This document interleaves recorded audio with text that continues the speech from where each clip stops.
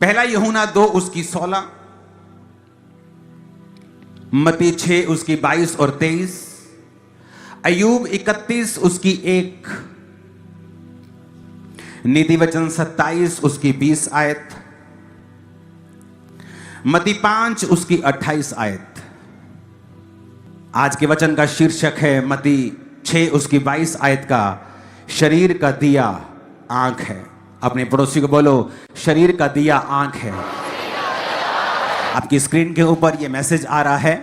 आपने एक लैंप देखा हुआ है। ये लैंप का मतलब है कि शरीर का जो लैंप है, शरीर को जो रोशनी देने वाली चीज है, वो आपकी आंख है। तो शरीर का दिया आंख है। The I is the lamp of the body. परमेश्वर ने कहा है मत्ती 6 उसकी 22 और 23 आयत में, शरीर का दिया आंख है। यदि तेरी आंख निर्मल है तो तेरा सारा शरीर भी उजियाला होगा। यदि तेरी आंख बुरी है तो तेरा सारा शरीर भी अंधियारा होगा। इस कारण वह उजियाला जो तुझ में है, यदि अंधकार हो तो वो अंधकार कैसा बड़ा होगा। एक औरत को मैं जानता हूं जो उम्र में मुझसे थोड़ी सी बड़ी थी। जब हम मसीह में आए तो वो भी एक लड़की थी और मैं भी एक लड़का था तब परमेश्वर में आए। मैं आपको बताता हूं कितना सीरियस है आंखों को कंट्रोल में ना करना। Very serious. ये बात जो है अगर कलीसिया के साथ शेयर नहीं की जाएगी, अगर कुछ चीजें जो कलीसिया के साथ शेयर नहीं की जाएंगी, तो कलीसिया, बहुत सी कलीसिया के जो लोग होते हैं, खासकर जो यंग लोग होते हैं या जवान हो रहे लोग होते हैं, बहुत से गुप्त पापों में होते हैं। सामने से प्रार्थना कर रहे होते हैं, चर्च अटेंड कर रहे होते हैं, वो फास्टिंग कर रहे होते हैं, लेकिन तब भी परमेश्वर का आत्मा उनकी जिंदगी में काम नहीं कर रहा होता और लोगों को ऐसा लगता है कि नहीं, मसीह में आने का फायदा नहीं हुआ इनको। लेकिन इसीलिए दाऊद क्या कहता है, मेरे गुप्त पापों से तू मुझे पवित्र कर और मुझे डिठाई के पापों से तू बचा। तो गुप्त पाप जो होते हैं उन्हें लोग नहीं जानते, उन्हें लोग नहीं जानते, उन्हें आपकी फैमिलीज नहीं जानती। वो गुप्त पाप आप उन्हें जानते हैं। और दाऊद ने स्पेशल कहा, उसने कहा मेरे गुप्त पापों से तू मुझे बचा के रख, मुझे पवित्र कर, मुझे छुड़ा मेरे गुप्त पापों से। आंख आपकी लाइफ में आशीष लेके आ सकती है, आंख आपकी लाइफ में श्राप लेके आ सकती है। एक दिन मैं उस औरत के लिए प्रार्थना कर रहा था क्योंकि उसकी लाइफ में ना एक कर्ज काम कर रहा है। तो मैं बड़ा अंदर से कई बार जब पुराने लोगों के बारे में सोचता हूं तो मैं कई बार उनके लिए प्रार्थना करने लगता हूं कि परमेश्वर उनके लाइफ में ये कर्ज क्यों है, अभी तक ये बीमारी क्यों है, ये चीजें उनकी लाइफ में क्यों काम कर रही हैं।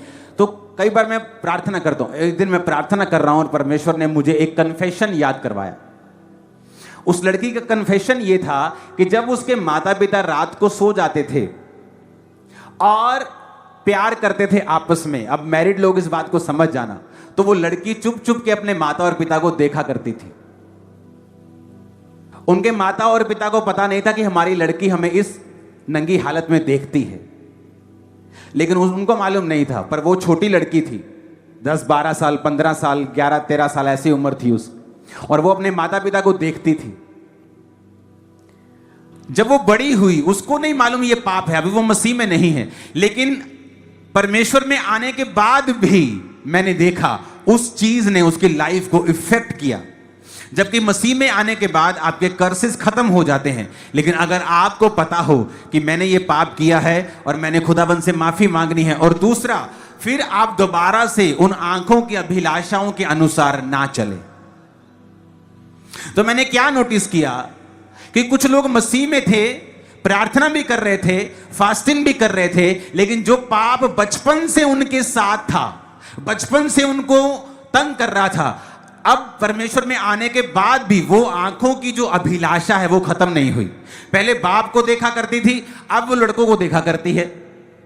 चाहे उनके साथ गलत नहीं है, लेकिन आंखों की अभिलाषा, आंखों का व्यभिचार, ये आपकी लाइफ में एक बड़ा अंधेरा और बड़ा श्राप खड़ा कर सकता है, और आपकी लाइफ में बड़ा क्वेश्चन मार्क खड़ा कर सकता है कि आप क्रिश्चियन हैं फिर भी आपकी लाइफ में ये चीजें क्यों।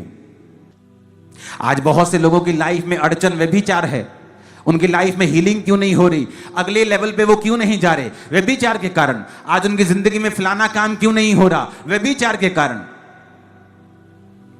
और परमेश्वर ने क्या कहा, यदि तेरी आंख बुरी है तो शरीर भी अंधियारा होगा।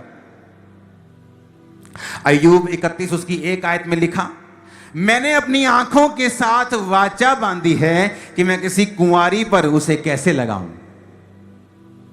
अय्यूब जो महान आदमी था, हम कई बार ये नहीं देखते कि महान कैसे बना, हम कई बार सिर्फ देखते हैं महान बना, लेकिन उसके पीछे के कारण नहीं देखते। अय्यूब तो ये भी कहता है कि विधवा मेरे कारण, आनंद के कारण गाती है, क्योंकि वो विधवाओं को ब्लेस करता था। अनाथों का मैं सहायक रहा हूं, अनाथों को वो ब्लेस करता था। उसने कहा जो परदेशी हैं, मैंने जानबूझ के अपने बंदों को भेजकर उनका हाल पूछवा लिया।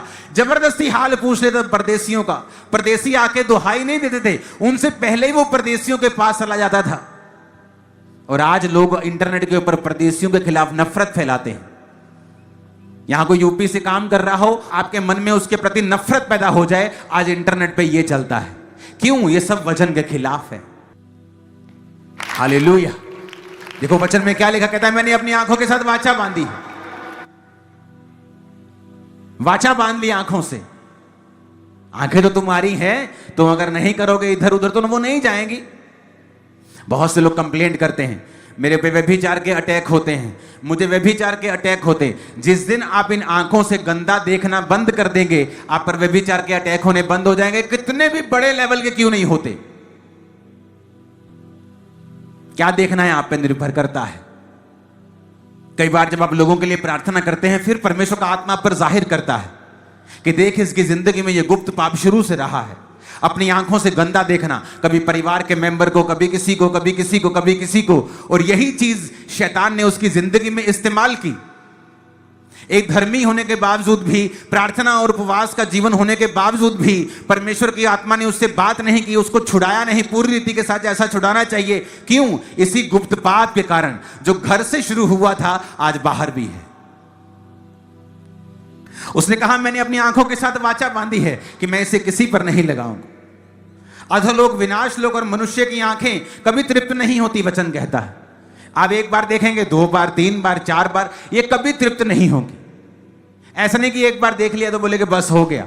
बार बार जितना आप उसे देखते जाएंगे, अभिलाषा उतनी बढ़ती जाएगी, शैतान का काम उतना बढ़ता जाएगा, और जितना आप इसे कंट्रोल करते जाएंगे, आपकी लाइफ में उतना ही परमेश्वर का काम होता जाएगा, उतना ही जीवन में कंट्रोल आता जाएगा, चीजें बस में आनी शुरू हो जाएंगी।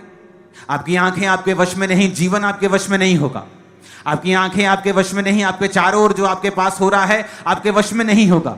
आपकी आंखें, आपकी स्पिरिट आपके वश में आ गई, आप अपने चारों ओर की चीजों को अपने वश में कर सकते हैं। कितने मेरी बात को समझ रहे हैं? होना क्या चाहिए? होना तो यह चाहिए कि जब एक सेवकाई 500 लोगों की होती है तो पास्टर उसे अच्छे से कंट्रोल कर सकता है, क्योंकि 500 लोग हैं, वो उन्हें जानता है, समझता है, उनके पास बैठ सकता है, प्रार्थना कर सकता है। लेकिन आप कभी भी किसी स्पिरिचुअल आदमी की गवाही सुनेंगे तो वो आपको ये कहता वो मिलेगा कि जब मेरे पास 1000 लोग थे तब सेवकाई मुश्किल थी, लेकिन अब मेरे पास जब 4 लाख लोग हैं सेवकाई आसान है। ऐसा क्यों?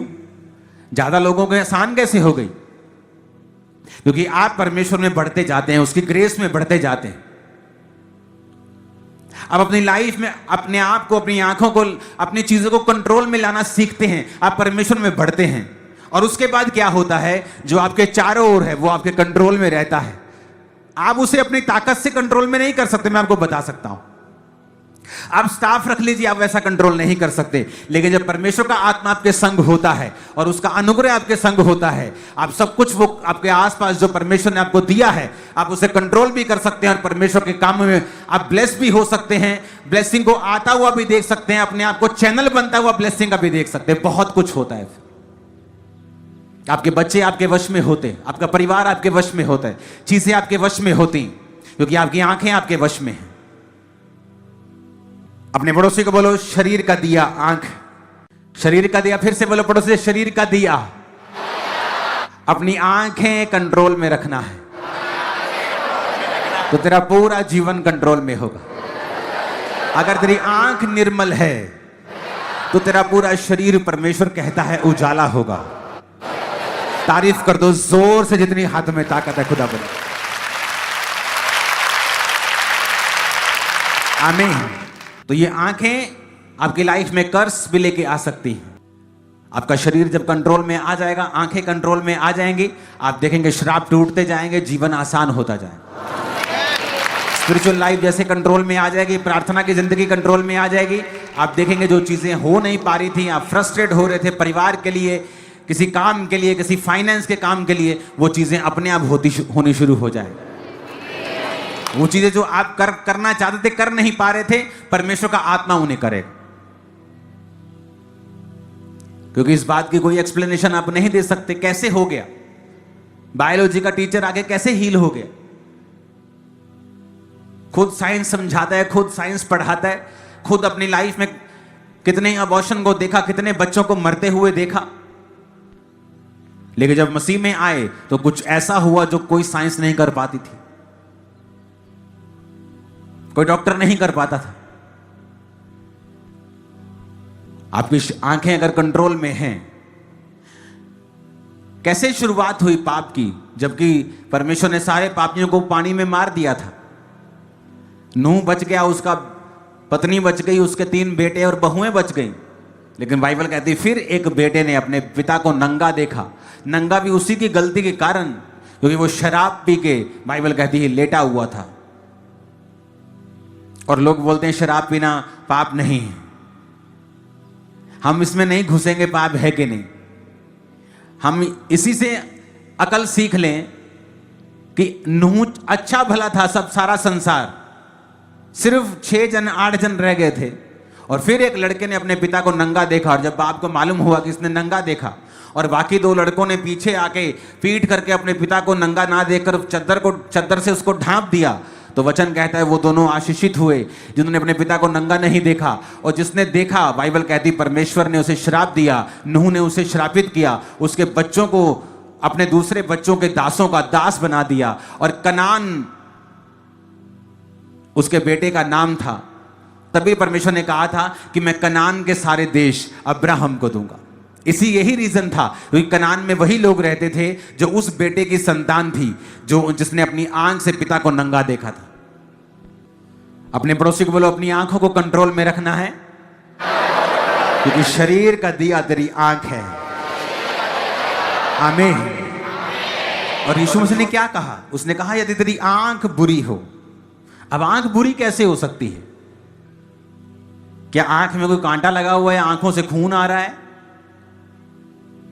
या आंख खराब हो गई है, या मोतिया हो गया, इसलिए परमेश्वर कह रहा है तेरी आंख बुरी है? क्यों कह रहा है तेरी आंख बुरी है? क्योंकि तू गलत अगर देखता है, तो परमेश्वर ने कहा तो तेरा सारा शरीर भी अंधियारा होगा।